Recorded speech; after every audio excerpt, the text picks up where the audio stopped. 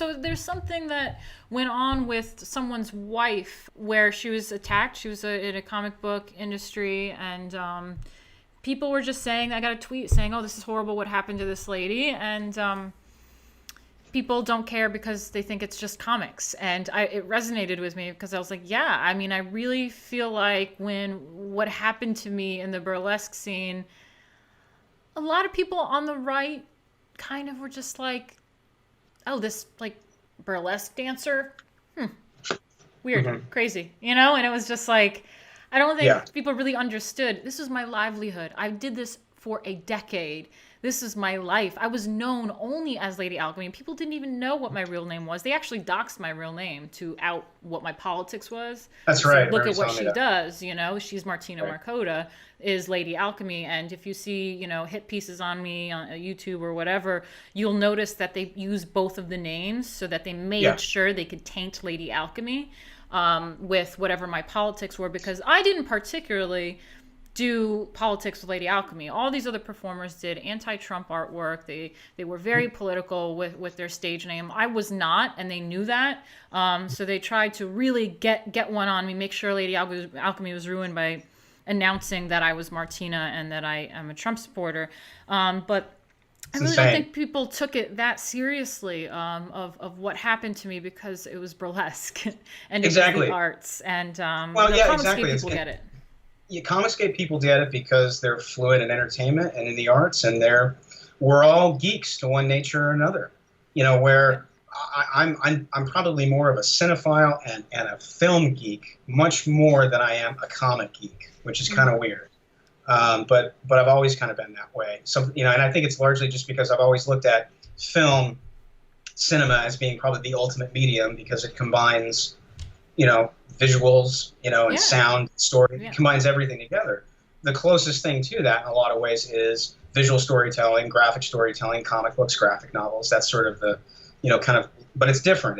But they're both equally probably powerful when done right. Yeah. But it's one of those things where I think comic skaters get it because we're all geeks. You know, I think the political people outside of sort of just general MAGA audience, just you know, Joe Blow, who likes to be entertained and likes to go to the movies, likes to watch a cool TV show.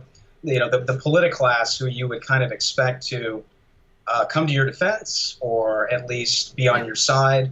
They look at a lot of this stuff, especially something like burlesque, you know, but they look at burlesque, they look at comic books, graphic storytelling as lowbrow entertainment, right? Something that's beneath them, right? And, you know, they can have that attitude all day long, but they've got to understand, and I've been pounding this on the table, you know, since Clinton Cash, that just because it's lowbrow entertainment doesn't make it powerful and subversive. And if the left are going to be using it, we need to be using it as well to counter the message. So, you know, you got to be willing to get your hands dirty and play in that and invest in things like lowbrow entertainment, like movies, animation, TV, all things within pop culture, in order to combat that narrative and with our own narrative. Otherwise, you continue to cede the culture war to the left. Exactly. By sitting on the sidelines with your thumb up your ass. Exactly. And I mean, we keep talking about culture war, but I haven't seen too many people really supporting the arts or supporting me in the right way, other than the Comicscape people.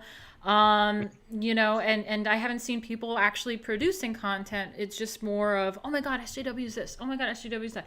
Oh my God, Hollywood this. It's like, let's make our own stuff. And the people that are making our own stuff aren't being supported. So exactly. Yeah, James Delingpole made a very good point when he did a write-up in Breitbart for Trump Space Force recently, and it's a great read. I encourage everybody to go check it out. But he said in the last paragraph, he said, you know, these guys that are doing Trump Space Force, they don't have billions of dollars backing them like Marvel and Disney do. Marvel's owned by Disney, DC's owned by Warner Brothers. They have billions of dollars in back of them. These guys doing Trump Space Force, who are all, you know, 20 to 30 year comic book professionals, have, they're doing it in their own time. They're raising the money. They're going out there and doing it direct. and they're coming at it from from not the same advantage. So, we need to support guys like this who are taking risks and actually creating entertainment, which is anti-SJW, and also catered towards the 70 million people that voted for Trump, who are largely ignored and antagonized. Yep. They're not only ignored, they're antagonized. They're made fun of. They're maligned. They're slandered. They're basically sublimated and made to feel like they're deplorables by the people who make 99% of all of the entertainment in America through Hollywood, and throughout entertainment. So it's like that's a huge underserved audience out there. And as Michael Jordan famously said, Republicans buy sneakers too. They have money to spend. They want to be entertained. So, Chuck Dixon and Timothy Lim and I were like, hey, let's make a Trump Space Force comic. Yeah. And, for the same reasons that we did Thump. We wanted to make something specifically for the MAGA audience because, I don't want to see our side get demoralized or be forgotten. And I it's kind of like I tweeted out the other day that the forgotten man, in this last election, the forgotten man is also the forgotten audience.